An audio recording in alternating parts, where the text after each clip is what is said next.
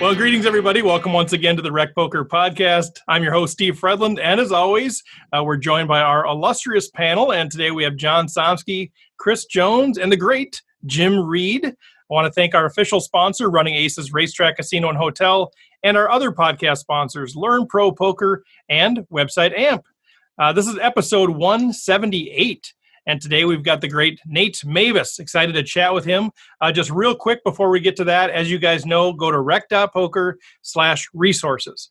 Everything we have is out there. All of our partnerships, all of our codes to get you discounts, everything is out there. So go check that out, rec.poker/resources. Specifically, you can check out Red Chip Poker. You get 1 free week of core if you go to Red Chip Poker and you use the code RECPOKER. So that's our big thing that we're sort of highlighting this week. But with that, let's come back. Let's bring in Nate Meyvis. Now, Nate is the co-host of the Thinking Poker podcast with Andrew Brokus, and he's generally a pretty smart dude, I would say. Let's bring him in. Nate, welcome to the show. Thanks for having me. How are you? Real good, man. We're super excited to have you on. Everybody's been chomping at the bit to talk to you. So where are you at right now? Where are you physically located? I'm in Melrose, Massachusetts. It's a small commuter suburb of Boston. And are you from there originally, or what's the deal? I'm from Michigan. I'm a native Michigander. I will always be a meat and potatoes guy in my bones. I'm the sort of person who thinks that the forward pass is a trick play by nature. But yeah, no, I work out here. I am in software. It's a good place to be in software. It's a good place to raise a kid. So I'm here, and I'm here to stay. So does that mean Wolverines or Spartans? I grew up kind of both. Well, because, this isn't a political show. You can actually take a stand here. Well, but like, it's the truth. Like, when I was young, it was the Desmond Howard years, and that was that. But then both my sisters went to Michigan State, and it was great for them. So, I mean, how about Michigan football but Michigan State basketball? Is that? Oh, there you go. A reasonable answer? That might be more aligned than with the notion of the forward pass being what you said earlier. So, a trick play. Hello, Heisman. All right. Well, I was looking at your stuff too, and I read some words, and before we get into the poker stuff, I need somebody to help me with these words. I need somebody as smart as you to talk about these words that are describing you. Philosophy with a dissertation concerning the relationship between mereology and predication in Plato's Theaetetus, while also addressing more general issues in Plato's late metaphysics. Help, please. So Plato, ancient Greek philosopher, predecessor of Aristotle, successor of Socrates. He wrote a bunch of dialogues. You may have had to read ones like The Republic in school, and you may have an idea that Plato thought that there were things called forms, that like somehow the material world around us was like sort of striving to be these idealized items. So Plato wrote late dialogues. One of his late dialogues is the Theaetetus. And in the Theaetetus, Socrates starts ranting about his dreams at some point, and it's very strange. And a lot of people who read Plato very carefully just sort of skip over that part because it's weird. And I tried to tackle it in my dissertation. And my view is that this thing where it just sort of looks like Socrates is ranting about his dreams in Plato's Theaetetus, actually he's reaffirming, or Plato is reaffirming in the mouthpiece of Socrates, some of the sort of canonical theory of forms that you might have had to read about in high school. So the mereology stuff, that's like metaphysics. That's like what is reality all about. Predication is like sort of a different part of metaphysics, or maybe philosophy of language. How are those kinds of things related to each other? And that was my dissertation. So that's a 25-cent word filled, not to be fancy, to fit into a word limit. That was the description of my dissertation. You got it right. I was testing you, and you nailed it. That was really good. You got it exactly. Fantastic. So what's your actual PhD in? What is your PhD in? It's in ancient philosophy. I did my PhD so my PhD says, I'm not sure I've ever looked at the diploma. I think it just says philosophy though. Okay. So yeah, it's got that, and it's got the seal of Cornell University on it. So Cornell, very nice. Yeah, well, it's one of those things. I'm just, I talk poker on here, but I'm just so enamored by interesting people that have studied things that I've never even dreamt of. So I'm just super, super intrigued by what you got going there. Pretty cool. Well, and philosophers make great poker players. I think that's been established in our time, at least. Nate, I'm sure you'd agree, or at least Twitter philosophers. We try, and there's plenty hanging out in poker rooms. I definitely ran across several in the Bellagio. There are definitely more academic washouts floating around poker rooms than you might think. Yeah, when we were talking to Ed Miller, there was a little sub conversation about that as well. And particularly in the philosophy department, though, I think it's a training ground for life. Poker and life and philosophy are really just the same pursuit. So I think that's an easy marriage. Yeah. I mean, one thing about philosophy is that you're always trying to question every assumption, maybe even beyond what's rationally required. And a lot of breakthroughs in poker have come from people saying, like, wait, this thing that we think we have to do we really have to do it? And finding a lot of breakthroughs in poker don't come from finding answers to questions, but rather finding the right questions. And philosophy is some training in that. I love that. That's Nate Meyvis, everybody. This is Nate Meyvis from the Thinking Poker podcast that we're talking to here today. Now, honestly, Steve talks all the time about we should just have another podcast where all we do is talk to interesting people and we don't talk about poker strategy at all. Nate would have to be near the top of that list, I think, Steve. This is the kind of guy that I'd love to just chat philosophy with for an hour, but we should talk about poker a little for the sake of our listeners. I had one question. Go ahead.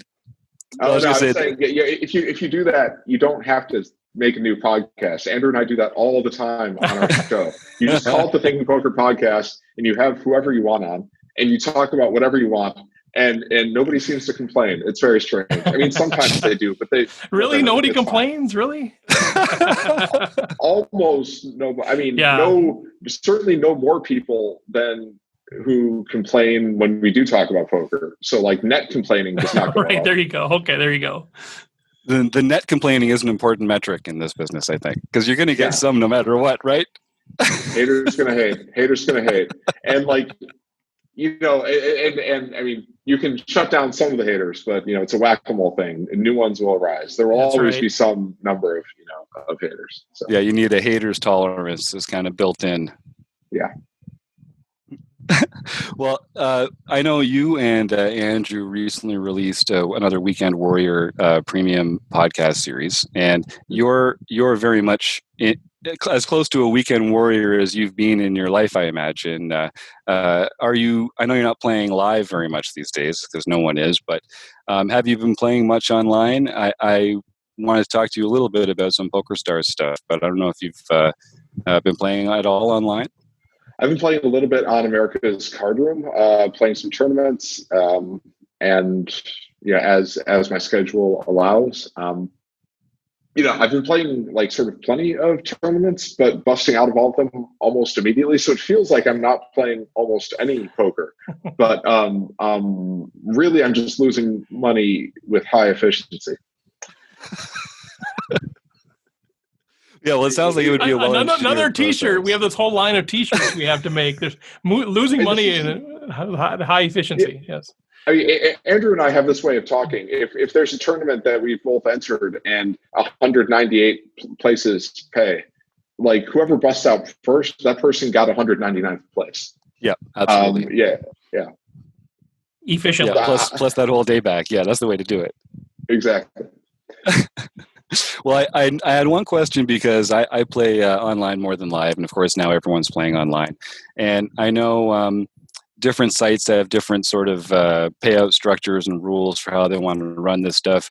Nate, you've always been sort of a big picture guy. You've played mixed games. You know a lot about like etiquette and structures and that sort of thing, rules. So I thought that you'd be a good person for this question. So I think at some point earlier this year, PokerStars started changing their payout structure so that in the knockout tournaments and the bounty tournaments, which is where I spend most of my time, the top two places actually get paid almost the same amount of money in the payout structure.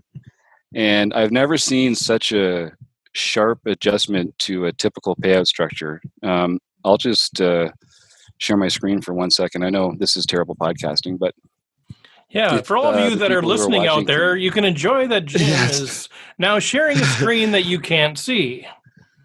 Suffice it to say, in a tournament here, that they've met their guarantees, but the payout for first place is $18,226, and for second is $18,213. So for a structure that for that much person there, they've met the guarantee, and everything else, the other half of it's going into the knockout pool, of course. Same for over here.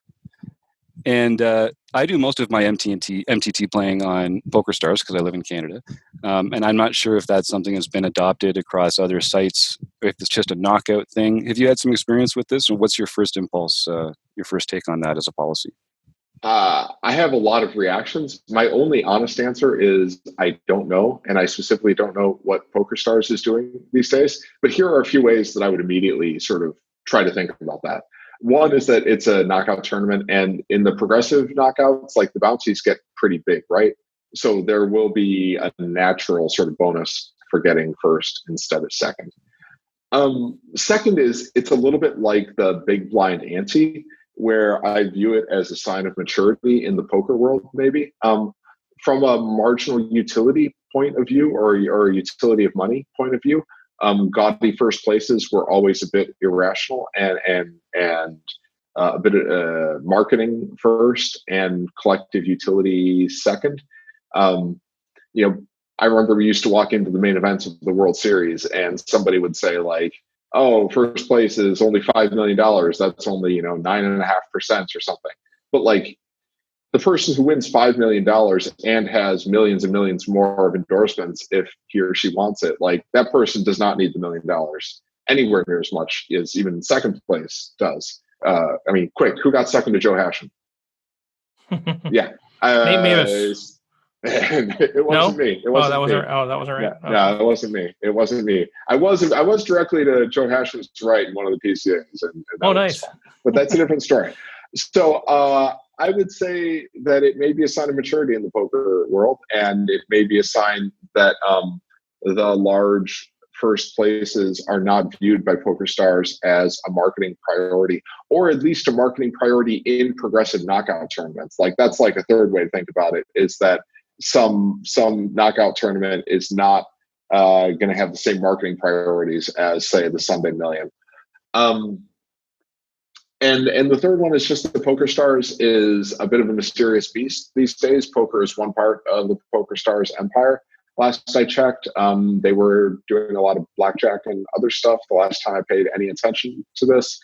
So the next way I would sort of intellectually tackle this is to think about it in terms of PokerStars' overall priorities. But I don't know what those are these days because they don't serve me. I'm American. So those are my first reactions. Yeah, definitely, and I see the argument for it being just the bounty structure being a different way to allocate that large difference between first and second, because whoever takes out that second place player is going to get that additional pool, which makes a lot of sense.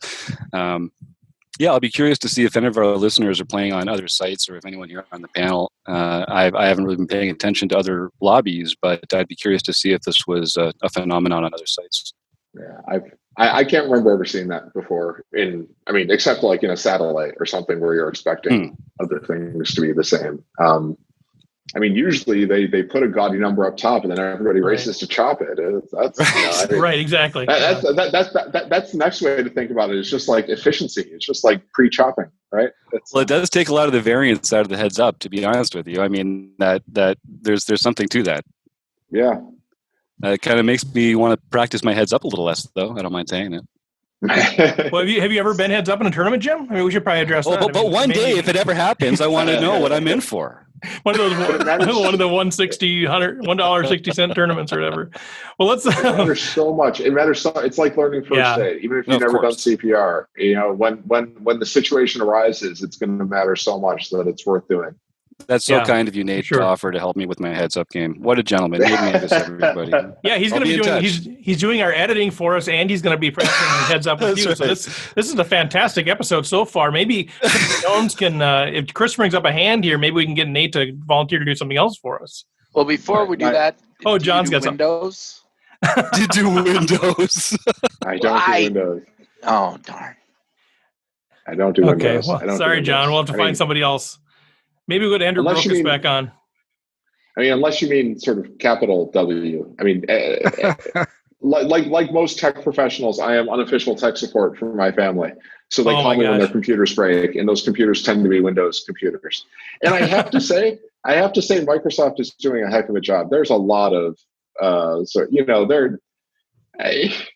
there's a lot of stuff you can do if you break your Windows computer. Like, they're really trying hard. I have to say I'm very impressed, but that's a different story. Speaking only for myself, of course.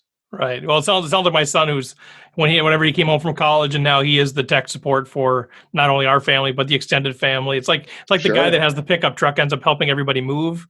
You get to help everybody with their laptop issues. Sure. Chris, do you want to go ahead and you got a hand for Nate? Yeah. So Nate, thanks for being here. I'm a big fan of both you and Andrew. I love the Thinking Poker podcast. Every week we tend to sort of bring a hand and ask our guests about it. And I think this is a particular one that's potentially interesting to rec players. And so that's kind of why I chose it. Fantastic.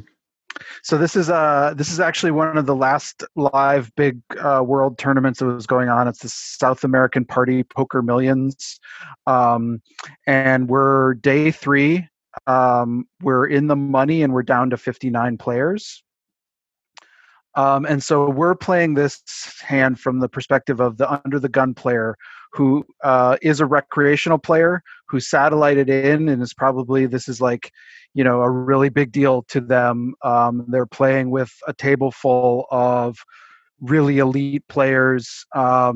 So from a probably experience, I mean, I don't know this player, and he's an Argentinian rec player who satellited in, but they're sitting there with 70 big blinds. They have the second biggest stack at the table, and they're under the gun, and they have ace of hearts, queen of spades, and they open to 2.5 big blinds. So far, so good, right? Sure. And so the button, who has 48 big blinds, and what I would is a really elite level pro with millions in earnings, and then the big blind with 28 big blinds both call. So we go to the flop with 3 players, and I should just say, and this is the part where I think is interesting from a rec player's or any player's perspective, but especially a rec player's perspective.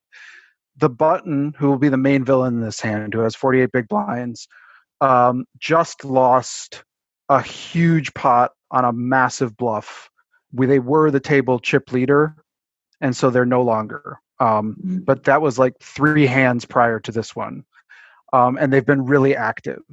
So that's just a little bit of context for what we're going to do here with this hand. So we have ace of hearts, queen of spades again, and the flop comes ace of clubs, 4 of diamonds, 6 of diamonds. The big blind, who's still in the hand, spoiler alert, checks to us. What's our move or plan in this spot with two other players? So we cover both the other players who have like 24 and 26 big blinds total. The big blind has 28, but the button has 48, and we cover them both with 70. Oh, okay. 28, 48. We have 70. Good. Do we have either the ace or the queen of diamonds? I forget. We have ace of hearts, queen of spades. So we do not have a diamond. So we don't block any of the flush draws. Okay. So do we want to have a betting range here? Yes, we do. Do we want to have a checking range here? Yes, we do. Was this a 9-handed table? It was at this point 8-handed. 8-handed. But it could have up to 9-handed. It was the tournament was played at. So I'm asking because like some of the extra hands you add are those sort of marginal aces. What I want to know is how good this hand is in our made hands range. My first instinct is that we want to have a checking range. And it's going to be hard to find value hands to put in that checking range, but we're not going to want the pot taken away from us just sort of automatically all the time. So we need good hands to put in our checking range. I think we'll probably do that with ace king sometimes, and with three aces sometimes. We might have folded fours under the gun. We probably would have raised sixes every time. So we do have some value hands, but not that many. We would have raised like ace jack also. There's a question about ace 10 offsuit. I think there's an argument to be made for checking this hand because we will have a hard time getting value from worse. Certainly like several streets of value from worse.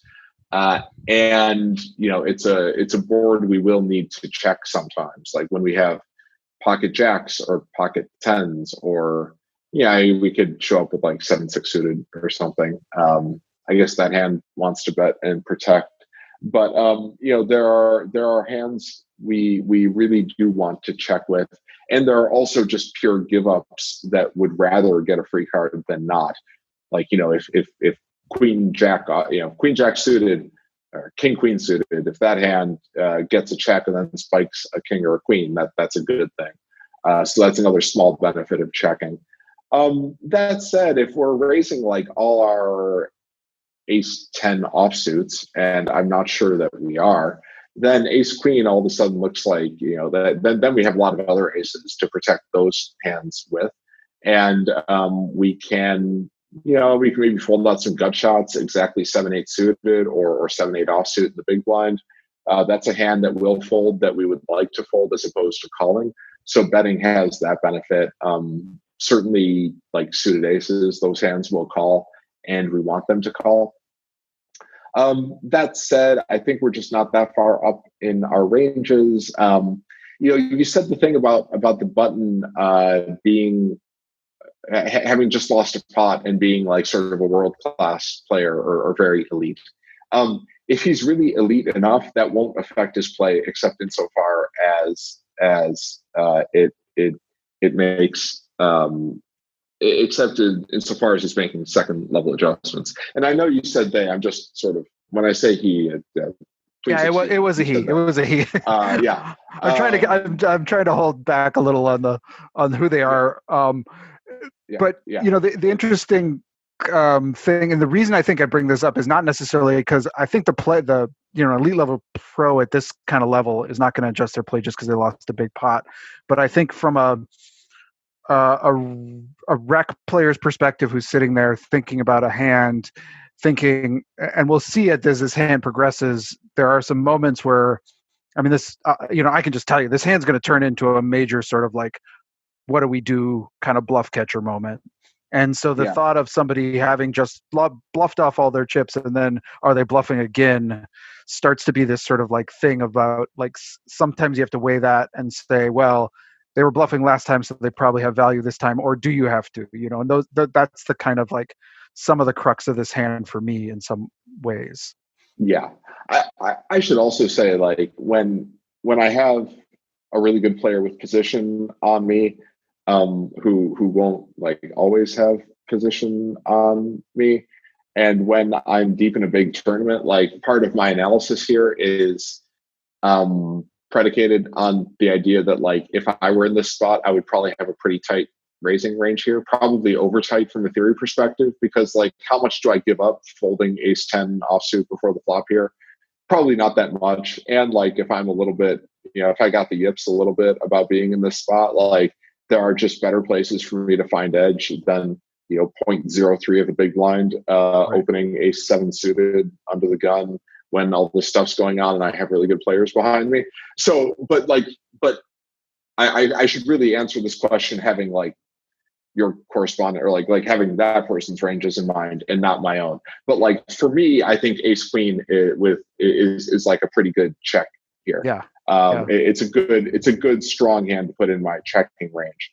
But that's partly given my pre-flop ranges. And if this person's opening a wider range, then ace queen starts to get a bit too near the top of it, especially like the big blind only has like 20 whatever big blinds, and then that person can jam like, some gut shots or whatever, or can have a really hard time folding any ace. Then you can start like, one problem with ace queen in this spot, if you're an under the gun raiser, is that it's hard to get big value for your hand.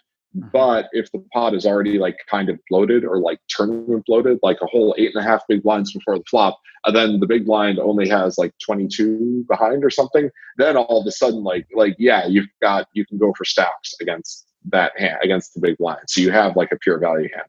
Now, like on the other hand, you can get a lot of that money a lot of that time, even if you check the flop against the big blind. Like you only need 2 bets and not even pot size bets to get that money in. So I'm still coming down on the side of a check, but I don't think, but like a bet for the right reasons is also just fine too. Yeah, no, I tend to agree. I think this is a spot where I would probably check. Our hero in this case does bet out 4 big blinds into that pot of about 9, and the button calls and the big blind folds. All right. So, and we go to a turn. The turn is the 10 of spades. So again, our board is ace of clubs, 4 of diamonds, 6 of diamonds, now 10 of spades, and we're holding ace of hearts, queen of spades. So the pot is now 17 big blinds. The villain has 42 behind. We cover that, and our move. I mean, I'd check. We're very near the bottom of our value betting range on the flop. We would like to, we'll have some flush draws. We have some hands. We like. We certainly don't want to give up with our whole checking range. We want to have some value hands in there. This is a good one. So I would check. And the hero does check, and the hand gets more interesting, I think, on the river. So the villain bets 10 big blinds, which we call, which I think is, probably hard to argue with that. And now the river is at the 10 of hearts. So can I just say, like, it's hard to argue with that, but like that's sort of because our opponent is good. I do want to say, like, if you're up against a value range, like, this is a fold I've made many times in my life. I wouldn't make it against an elite player who just lost a big pot, but like, there are tons of opponents who don't call the flop with anything they're bluffing with on the turn. Like, I mean, it's easy to see the draws out there, but a lot of them are either taking free cards on the turn with their draws or bluff raising them on the flop. And also a lot of opponents are checking back their worst value hands every time. So like ace queen, I guess what I'm going to say is that like I would call ace queen here, but it's a bluff catcher already. It's like we raised a good hand and we hit the flop and we made the small flop bet. But like we're calling just because we have a good enough bluff catcher that we kind of have to call, and the bet isn't that huge. So like, yes, it's hard to argue with, but I want to say that like, you don't have to like set 10 big blinds on fire. And there are times when this call is setting like as many as 8 of those 10 big blinds on fire. In this spot against this player, I think you have to call, but like it's a bluff catcher and it makes me happy I checked the flop in my own sort of alternate reality. And it really makes me happy that like, I mean, never mind that a 10 hit the turn, but like it really makes me happy that I'm just sort of being a tight knit under the gun in this spot in the first place, because like you raise a premium hand and you hit the board, and then like you still end up in hard spots, and like, depending what the whole table's like, you would much rather get your chips somewhere else. But yes, so check call, I agree with it. It's just like, from a rec player perspective, this is a place where you can differentiate yourself against other rec players, and like you know that this is a bluff catcher here, and act accordingly. Yeah. So again, the river is the 10 of hearts. So we got a paired board now: ace of clubs, 4 of diamonds, 6 of diamonds, 10 of spades, 10 of hearts. There's now 37 big blinds in the pot. The villain has 32 big blinds behind, and we are first to act. What is our, I'll ask what I think our plan here is still a check, but what is our move is a check, but what is our plan? I mean, it's going to be hard to fold this hand, right? Like, what hands beat us? The pocket aces, that is almost impossible combinatorically to be out there. Similarly with pocket tens. Pocket sixes and pocket fours could definitely be there. Ace king almost certainly would have raised before the flop. And like, especially from the perspective of somebody who could be perceived as tilting, if I could be perceived as tilting, then some recreational player raises under the gun and I have ace king on the button, I'm 3-betting every single time. So that's that. And like, how many tens would our opponent have checked the flop with? Like, probably not that many. So we are really, really, really high up in his range, at least for getting to the flop. And even after he calls that flop bet, he did call a flop bet, of course, which is like, the key to the hand. But then he bet the turn, which is like, it's tricky. So like, either he's running a bluff or, like, I mean, we still have a bluff catcher. We still have a bluff catcher, right? But the 10's a pretty good card, like 6-4 just got counterfeited. Like, if he's tilting hard enough to call a 6-4, a 10 with a flush draw, that's something you could have. You could have like, like 10-9 diamonds. And there's an argument for like not raising that flop. Like, this is a good board to just call with a bunch of your flush draws with. So yeah, that's tough. But still, yeah, it's going to be tricky. I mean, we're pretty high up in our range. We would have bet the flop. Yeah, but by the time we call the turn, this is a good hand. You chose your hand really well. This is going to be a terrible spot if we face a big bet. This is really tricky because we have a good hand in some ways and a really bad hand in other ways. And yeah, you check and you hope the bet's not too big. I'm guessing there's a big bet coming. Yeah, there's a big bet coming. So the villain has 32 big blinds behind. They do not shove. They put 25 big blinds out. Yeah, that's hard. That's really hard. So, I mean, I just gave you like half my reasoning. We're pretty high up, but not completely high up in our own range. We're pretty high up, not completely high up in our opponent's range. I mean, what hands? It would be great to have a diamond. It'd be really great to have a diamond in our hand, like the ace of diamonds or the queen of diamonds. So So here's what you do. Here's what you do. It's like, how should I choose my bluff catchers? Like, we have a bluff catcher. How do we choose our bluff catchers? So the ace of diamonds is not on board. We could have ace king, ace queen, ace jack. Calling with like ace jack with a diamond, especially since the jack and the 10 are adjacent. So like jack 10 of diamonds exactly is one thing we're worried about. So calling with ace jack with the jack of diamonds is better probably than calling with ace queen no diamond. Like, does he really have exactly ace queen? Probably not. It's not impossible, actually, but I'd say probably not. Like, we could have ace 9 of diamonds, right? That hand might be better to call with. That's ace 9 of diamonds is a great hand to check the flop with. So I'm not sure we would ever get here with ace 9 of diamonds, but it's something to think about.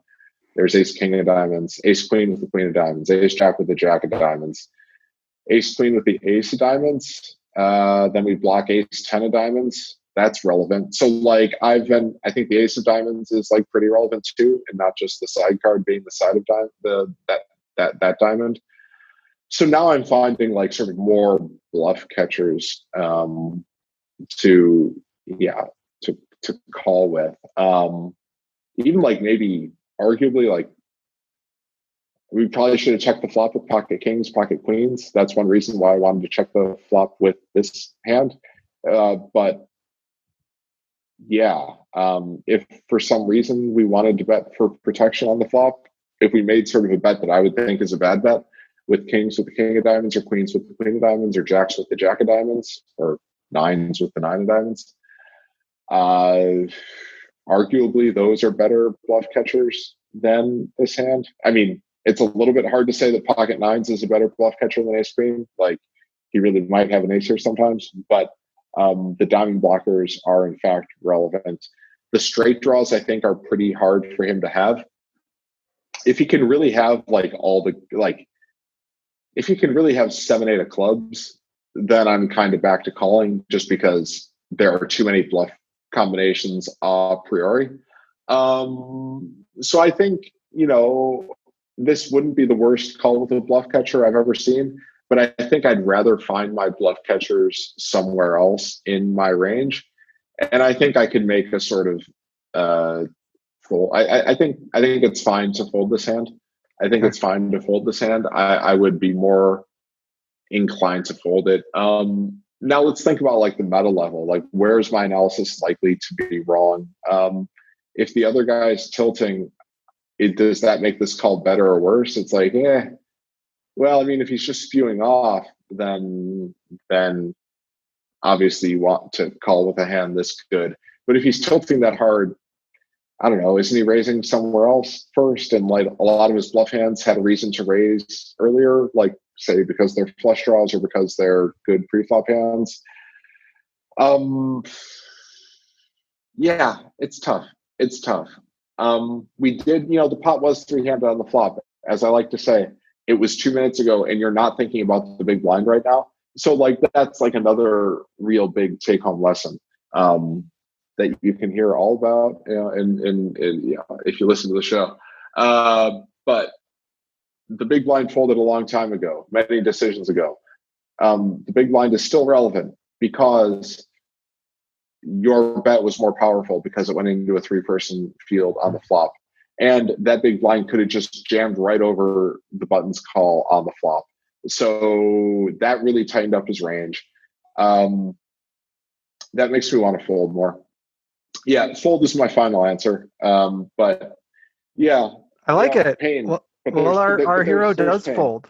Our hero does fold, Nice and fold. I was really wanting to figure out, because when I saw it, I thought it was an amazing fold. He actually folded the quad tens here, but I think in this spot, I think it's a hand I really wanted to think about a lot, and I loved your analysis there. But it's a hand I think where I'm calling far too often, right? In this kind of exact spot, I think this is a spot where I find the call button too often, especially against a player that I maybe have seen a few hands earlier sort of slough off a bunch of chips, wanting maybe to get those back. And I'm thinking, well, they're just so I really liked the fold, and I've been thinking about this hand a lot. I loved your analysis, but he made the correct fold. So kudos on him. Yeah. I mean, that's like pretty interesting to me. I would just fold those tens on the flop, I think, in the buttons spot, especially with that big blind left to act. And I also like probably wouldn't show them. I mean, like, yes, you made quads, but like, well, he didn't show, it was on stream, so as a viewer you could see, he didn't like show it. Right. Yeah, I mean, on the flop you have tens with the 10 of diamonds. The 10 of diamonds is worth a little bit. I mean, you can always look left. I'm not saying there are no reasons to call here. I am saying like most of my reasons to call here are also reasons just to re-raise before the flop if I have pocket tens here. So like it's a strange combination to me, is calling before the flop. Like the stack sizes are a little bit awkward. So when you put yourself in the button spot with pocket tens, like why are you calling the flop? Because you think this rec player has way too many hands and is firing like way too many of those hands on the flop, right? But if he has that many hands, why didn't you re-raise before the flop? Like, yes, it's an awkward situation playing this bloated pot with pocket tens, but like you have position and you're really good, right? So that's like a bit strange to me. Also note that the big blind probably made a very profitable call and took a lot of money away from those tens before the flop. So this is like, I am not saying that the button played his hand poorly. I am saying there's like something to question there, and like frankly, tilt is a funny thing. I'm not sure that like and it manifests itself in many ways. I wouldn't be surprised if one or more of the buttons plays here was some sort of derivative of tilt or form or expression of tilt. Yeah, it'd be interesting if they were somehow playing the under the gun player a little bit, just sort of, going to trap a little bit with tens, or I'm going to, outplay them. I'm going to float them on the flop and see if I can get their queens or kings to fold, with some aggression on the turn, or, you don't really know all of the dynamics going on there. But if the under the gun player is a little bit more inexperienced or a little less experienced, maybe that was part of it as well, too. Just thinking I'm just going to float here and look to steal it in a future street. Yeah, I like that a lot. I think a lot of people do think things like that. And not that this is where you're coming from, but I mean, for me, if I've just lost this huge pot, just look at this conversation and just look at, whatever. I haven't read about this hand, but I'm sure a lot of people would easily call with the ace queen here, saying that ace queen, it's like you raise this very pretty hand and then you hit the flop, and then this like super rich or perceived as very rich player who could easily be tilting is like betting, but also leaving himself 7 big blinds behind. Maybe that's like a shoving stack. And like, how can I fold this hand? I have too much hand to fold, etc. Like all that psychology, I think, is pretty predictable. And the place I would like to use that is pre-flop. It's like, this rec player could just so easily also make a bad peel before the flop for all those same reasons when I'm sitting here with like, the fifth best, like a really good hand, all that said, just calling an under the gun raise with pocket tens on the button, it ranges from like very good to just fine to not that bad. So that's all fine, but it's an interesting hand from button's perspective. And it's nice to make quads. Yeah, it sure is. That does help, especially on turn and river. That's a really nice way to make quads. That's why you stick around. That's why you stick around on the flop, right? Yeah, go ahead. Yeah, I did. Nate, I want to respect your time, but you said something about choosing bluff catchers that I think is something that our listeners in particular would really appreciate a little more insight into. Do you mind just unpacking a bit why you would choose those hands with the diamond adjacent to the 10 versus other hands, or like what it is about that when it comes to combos and their range that makes that a good decision? What a great question. It is so nice not to be the host. It's like so much fun to like talk. It's like I love poker and I love poker podcasting, and like to do this where like it's your job to run the conversation, and like it's like, oh, anytime I want, I can just shut up and they have to talk. It's fantastic. Wait, we're just sitting here hoping. Now I get to get my tattoo of Nate saying that was a great question. So really, it's a win-win for everybody. It was really good. Yeah. So, just to put neon lights on something I said earlier, like, whenever you're sort of stuck on a hand like this, you can just think about your range and which hands do you want to bluff catch with. So like, the reason this is hard is because ace queen is a pure bluff catcher. So which hands do you want to use as bluff catchers? And I immediately went to the diamonds because some of your opponent's bluffing hands, likely bluffing hands, have flush draws. And they might not be like sort of that many of the bluffs that are in your opponent's range, but they will be some of them. And it's at least something you can look to with your own cards that will help you distinguish between better and worse bluff catchers among hands that you could have. So in particular, if you have ace jack with the jack of diamonds, your opponent cannot have jack 10 of diamonds, which is some hand that he might be bluffing with. So when you have those diamonds in your hand, you make it less likely for your opponent to be bluffing in a way that your opponent can't possibly know. So there are reasons that your opponent could be bluffing or not, but most of those have to do with like the board texture and the betting action, which is to say public knowledge. When you block your opponent's draws, when you block hands your opponent could be bluffing with, that's a way that you have reduced the possibility that your opponent is bluffing in a way that he can't know that you know. So that's sort of a nice way to choose bluff catchers within a range. So ace queen with no diamonds is worse than ace jack with a diamond to call a bet here with, I think, on the river. So that's my explanation. And thank you again for the great question. Yeah, so good. Yeah, Jim Reed from Cobourg, Ontario, Canada, just asked an amazing question for all of you that are out there listening. Jim Reed, R-E-I-D. Nate, I know that's sweet. we are getting close to time, but man, I have a million questions, so I'm going to try to squeeze in one more and just ask for kind of a quick response to that. Sure. And one of the things is we've been talking a lot about tournament phases, I guess, or approaching an MTT, and there's different phases of a tournament when you start to play a little bit differently as the tournament progresses. And here we're pretty deep in the tournament. I'm just kind of curious. I think for a lot of recreational players, we struggle with, okay, this is the hand, and this is how you should play the hand, quote unquote. But there is a bigger context here of where are you at in the tournament? ICM considerations at this point. 59 players left. Can you just shed a little bit of light on how you might have approached this hand, either played it differently or just your perspective, if this was a final table or if this was like, just say pre-bubble and kind of all the other dynamics were the same, how would that impact, I guess, maybe what you opened or how you made decisions throughout the course of a hand? And I know that's a monster question, but just give us some high level hooks to hang that on. Yeah, that's really good. That helps. That's part of why I would have probably just folded like ace 10 before the flop. So it with what there are 59 players left, something like that. So, you don't want to bust, you really don't want to bust. It makes the fold a little bit easier.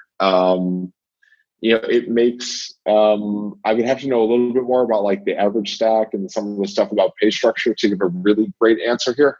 But those tiny edges you get from raising the most marginal hands under the gun, those turn into either much better or much worse plays depending where you are in the tournament. So if you're in a spot where you can put pressure on a lot of the other stacks, then some of those marginal opens like ace 10 offsuit become really good. On the other hand, if you have, say, elite players who cover you and have position on you, and you're deep enough that they can really leverage you later, then then you want to be folding a lot more. So we talked about the big blind possibly moving all in on the flop. That will become either a stronger or a weaker play depending on specific tournament dynamics. If he has a reasonable chance of outlasting, say, 5 or 10 players really easily, maybe he's not looking to jam 24 big blinds in the pot. On the other hand, he's got to get chips sometime. And the fact that it's 59 players left and not 20 makes a really big difference. He's got to get those chips sometimes. So those are a few things I would be thinking about. You really also want to know other stuff about the table and the table dynamics. Other tournament considerations that are very real but less sort of formal or mathematical are where are your chips coming from and where's the money at the table? Are you going to be in good blind defense spots a lot? Are you going to be in good blind stealing spots a lot? And the quality of those situations and what the stacks are of say the weakest players at the table, that's going to make a big difference to the practicalities of these decisions. And again, you're under the gun, it's really hard to make money under the gun. So I do a lot of folding under the gun in ICM situations, let me tell you.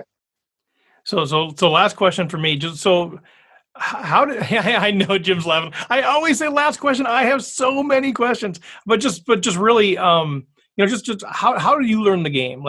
You're obviously a very smart dude, but not everybody that's a smart dude learns how to play poker well. But what's been the key to you learning the game? Oh man, I learned the game by reading books and reading the 2+2 forums back in the day. But that was a whole different era. And I learned inefficiently. I loved learning it. And it was intellectually stimulating. And I met all these friends and it was great. And I felt like I was in the center of this intellectual revolution in this great American tradition. And that's all awesome. But that was 3 revolutions ago. And you couldn't do that and make money now. And I did it badly and inefficiently and cost myself tons of money by not learning more efficiently when I had every reason in the world to do it better. So I learned poker by like reading and by playing a lot and by reading forums, but all of those things inefficiently. And I loved it. And it was a way to become a winning player in 2004. But that's my answer. That's my honest answer. And that is not any kind of claim that you could do those things now and become a winning player by doing them. So how do you improve your game now? What's the key for folks that are listening that are trying to improve their game? What would you give them for advice? I mean, you can still read books, but they should be better books. I mean, the quality of training materials out there is like a lot better. It's a lot better. So like, I think you have to study the game systematically. You don't have to be a game theory expert, but you do have to know what a range is. You do have to be thinking in terms of ranges. It's, how do you eat the proverbial elephant one bite at a time? But like, just be aware you have to eat more of the elephant than you used to have to.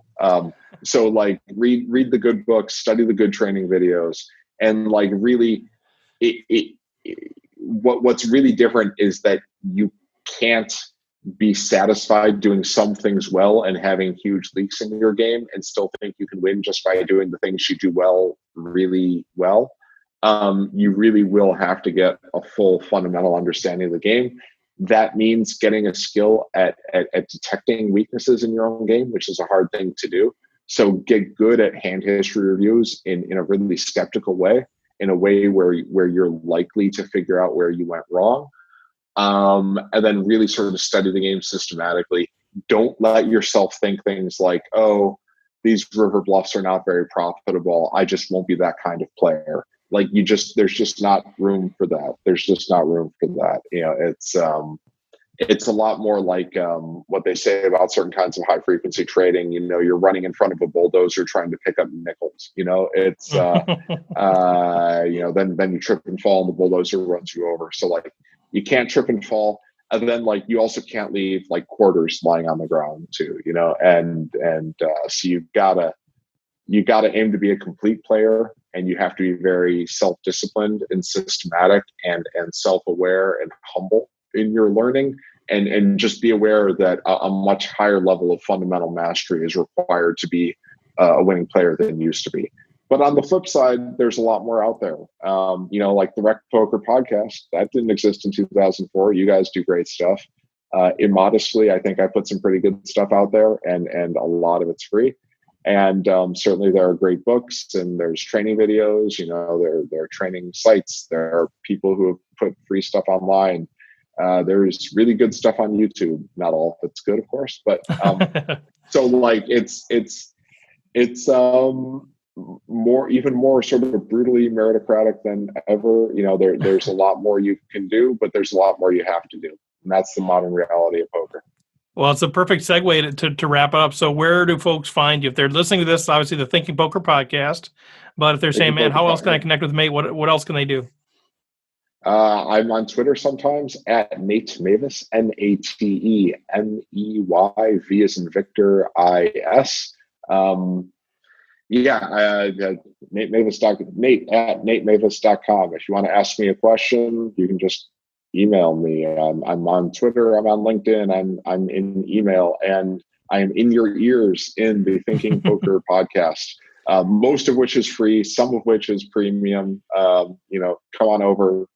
Andrew's smart. I try my best, and we talk about poker a lot, and we'd love to have you listen. Nate, is there a premium set of podcasts somewhere that we can learn even more about poker, particularly for folks like us that just work from time to time? The Nickcast.com. I think it's Nickcast.com. It's Nickcast.com. Nickcast.com. Thanks, Jim. I used to run the store. I'm the one who registered that URL too. Nickcast.com. Yeah, premium poker. Honestly, we're pretty proud of these. So the recent premium series, they're called Weekend Warrior. There are 2 series of them. The feedback has been better than the feedback on anything I've ever sold about poker before.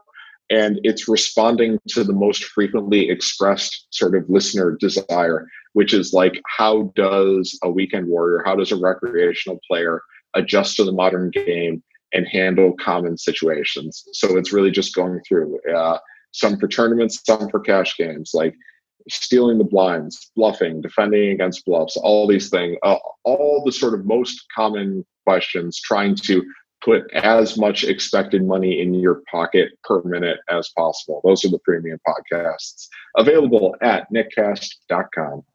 All right, and we'll put all those links in the show notes and everything. But Nate, seriously, pleasure meeting you. I hadn't met you before. That was a pleasure. But thanks for your time, man. This was fantastic stuff. It was really great. Pleasure to meet you all. It was it's an honor to be invited. I really enjoyed the conversation, and I hope you have a great evening. All right, Nate. Well, you can sign off. We're gonna. All right, we're gonna continue on, but feel free to jump off there. But thanks so much. I think it will. Have a great evening. Take care. All right, guys. There he goes, Nate Meyvis. Fantastic. He's not really dumb. I mean, he's got a few things going on for himself. What's the feedback? Good Lord. No, he's great. He and Andrew, they've been raising the ceiling on poker training content through the Thinking Poker podcast for years and years, and it's a bucket list item for me to get them here on the Rec Poker podcast. It was a real treat. Just one of those poker geniuses out there. Yeah, and I would suggest that, everyone should view that as their second favorite poker podcast. Right behind this one, of course. But it is fantastic. It's fantastic. Yeah, and if you have a few extra bucks to throw at that Weekend Warrior series, I learned so much listening to them, and it's mostly focused on cash games, but there's some tournament hands as well. But you can just learn a ton about the thinking, not just like the big hands, like the ones we just talked about, where all the chips are at the stake, but like how do you keep consistently winning 4, 3, 4, 5 big blinds, which really make a difference. So they're really good conversations.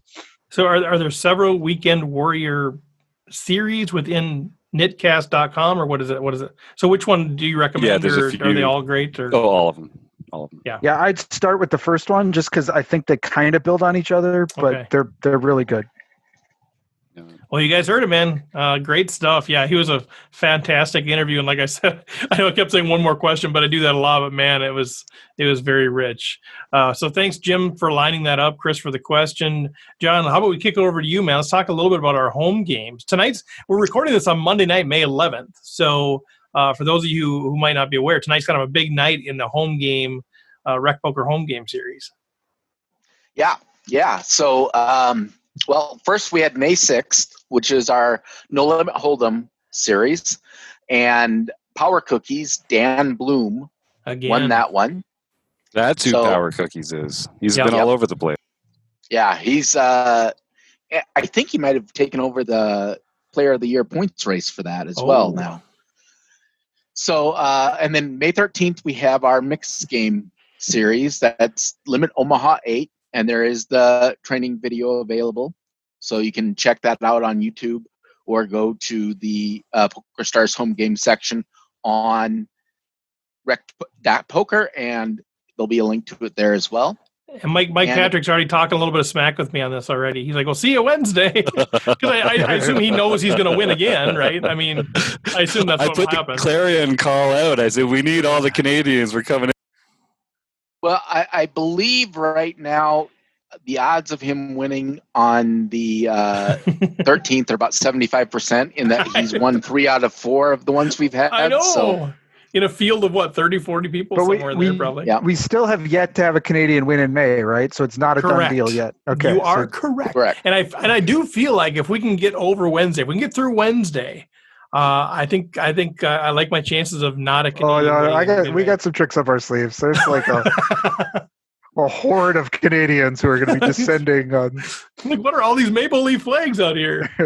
Yeah, as much as I want to see you sing, Steve, I really want a mixed game title myself. So I will be doing everything possible to make sure that Mike Patrick does not win. Yeah, thank you, John. Not that that's going to mean much, but anyway, we still have our social distancing series, and we'll be doing that throughout the end of May. And as Steve mentioned, tonight is the Tournament of Champions.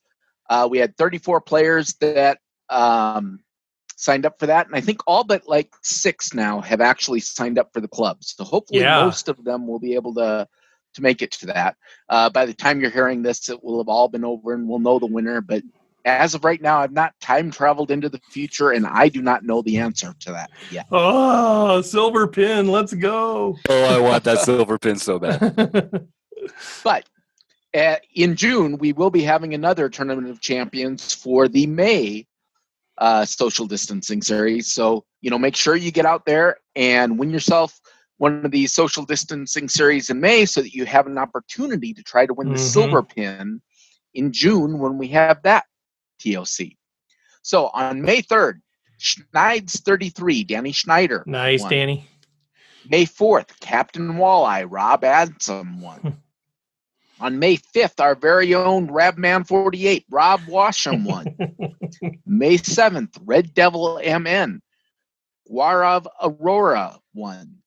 On May 8th, some dude named Poker Geek MN managed to squeak one out. Somsky, is that your third title? Is that your third win? Don't be humble now. Is that your third win since last fall? Think so, because I think I've won. I won a No Limit Hold'em last fall, and I think I've won a social distancing in like April or May or something. Yeah. So this is my third, but I still want to win. I still have to win a No Limit Hold'em series for 2020, and I have to win a mixed game series for 2020 because I want to, get the full gamut of all of the bronze pins. Well, right, because we're giving away. You can only win one bronze pin per type of event each year. Right. So if people have multiple titles, like Taylor Moss, he can just get one, but if he's won the monthly No Limit Hold'em and a social distancing and a mixed game, there's the 3 bronze. So John's going for the 3 bronze and the silver. Right. So I got 1 bronze for last year, 1 bronze for this year so far. But I have 2 more bronzes available to me for this year. So are we giving out bronzes for last year, or are we just giving them the ticket into the Tournament of Champions? Did we decide? No, we're giving out bronzes for last year. I just decided that right now. Okay, on May 9th was Graphic 16, Roger Shute. Nice. On May 10th was Obner, Jack Burke. And do you want to say a little bit more about that one there, Steve? Well, I just put a big grrr in my notes because, we had a great battle last night. Jack beat me heads up. It was fantastic. But we played heads up for like an hour and 20 minutes. Like normally these things are over pretty quick, but I don't know what happened. We both were crushing pretty good, but we both, I was a little bit lower than he was stack-wise, and we each had like 50 big blinds getting to be heads up. And so we just had a real fun back and forth battle. It looked like he was going to win. Then it looked like I was going to win. Then he did win. Great. Yeah, he's a fantastic dude. So, if it was Jones, I'd feel worse. He sent me an email today, and he said, he was trying his best to let you win. But you just, even though he was trying to throw it to you, you just couldn't manage to eke it out. So I got 2 words for you, Jack. River 7. Oh, gross. And just so Jack, I was already counting my victory. Did not email me. I just made that whole thing. Anyway. Good stuff, man. Fun stuff. Anything else with that, John? Thanks for all the organizing. Nope. A lot of stuff. But Tournament of Champions tonight. Fired up about that deal. Jonesy, what do you got for us? Well, we're still in May, so we're still working on our member content this month is all about ICM tournament stages and multi-table tournaments, MTTs, how to approach them. We got the seminars was great. We'll be wrapping up the month with some of that content as well. And I'm just gearing up right now to talk about our June seminar, getting a plan in place for that. I'm really excited about this topic. We're going to be talking about 3-betting. In all its forms and functions. So basically, 3-betting for value, 3-betting with bluffs. What do you do when you get 3-bet yourself? How to approach 3-betting in different situations. It's going to be a really great conversation. So we're excited for it.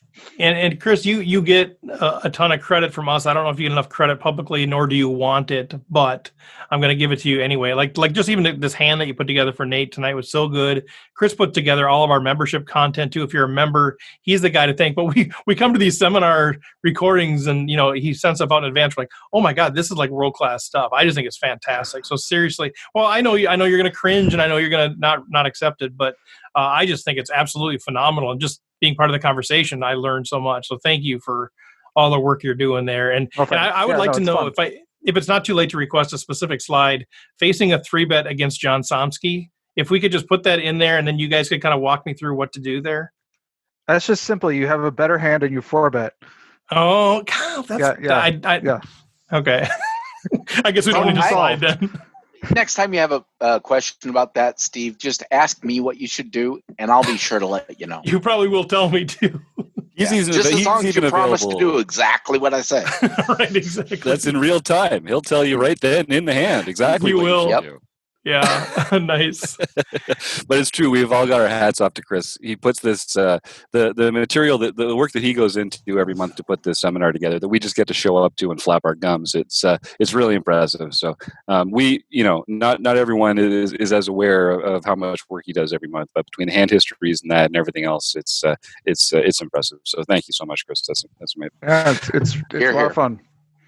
It is a lot of fun. It's true. I mean, we all have these parts of it that we love so much. John's running the online home games. Rob's putting this book study together. Like we all have these areas that we're passionate about. And awesome. we just can't help but keep it up. And Andrew Feist, who's got this Learning with Content Partners, every 2 weeks at 6:30 on Wednesday, we're doing this segment where we go behind the curtain. This week at 6:30, all our members are going to get a chance to see some of the premium content from Solve for Why and also for Red Chip Poker and a couple other special guests we're going to have come along for that. So come check that out. Go to rec.poker to get all the details for that. Super cool. And one more thing, next Wednesday, May 20th. So Jim, correct me if I'm wrong, but I believe the third Wednesday of every month, we're starting a new thing too. We're just calling it the Play and Hang with Steve.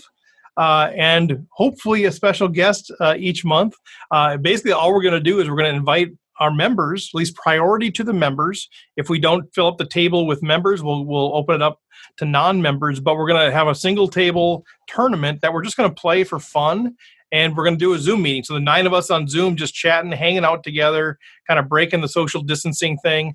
I'm going to try to get a special guest. I've got my Twitter feed filled with interesting people that may be our special guests, but nothing to announce tonight. But I don't know how we're going to actually do that. I don't know if we'll probably do a Twitter thing or Facebook thing. Jim, do you have any insight on how we're going to choose those, the lucky members to just kind of play and hang out with me? Great question, Steve. Well, I'm happy to report that at some point soon, we're going to be launching the new website at rec.poker, which is going to have a lot of our integrated programs all built into it. So there's going to be ways to enter your name into opportunities like this and other fun things that we're doing. All the different learning opportunities are going to be in the same place. You're going to be able to chat with other members. This is just the tip of the iceberg. This is just the littlest bit of what's coming out. But I'm very excited about it. And I've seen the preview. It really is exciting. I think our membership stuff's going to really be much more easy to access. The community that we're able to build, this idea of the wrecking crew, I'll just leave that at there. So to tease that, but I would say let's do this for the 20th. So for May 20th, Jim, tell me if I'm wrong. Jim's always a guy like this. No. Let's do this. If Facebook, Twitter, just start saying, I want to play in the play and hang, whatever. Say something like that. Tag Rec Poker or tag me. That'll get you. Then we'll just do a random drawing among the members first, and then we'll open it up to the others. But put a deadline of May 18th out there just to get things locked in. So by next Monday, you got to tag us. You got to do something like that. We'll put some posts out there you can retweet if you don't want to post something. So we'll just start there for this first one, and then we'll go to the website after that. But anything else that we need to share, guys? What else am I missing? There's so much stuff going on. I'm sure we're missing stuff. But go to rec.poker. It's all out there. Go to the resources page. That's got all kinds of stuff out there. But just sign up for the newsletter. We put together this twerp this week in Rec Poker for all the twerps like me that are out there. And that's probably your best way to just get information fed to you. You can sign up for the newsletter out there. We don't sell a mailing list or anything. So that's a great opportunity for you there. So with that, let's just thank once again you guys, Jim Reed, Chris Jones, John Somsky, Nate Meyvis, for sure for jumping on here. Thanks to Running Aces Racetrack, Casino, and Hotel. Thanks to Website AMP. Thanks to Learn Pro Poker. Anybody else we have to thank, guys, before we sign off?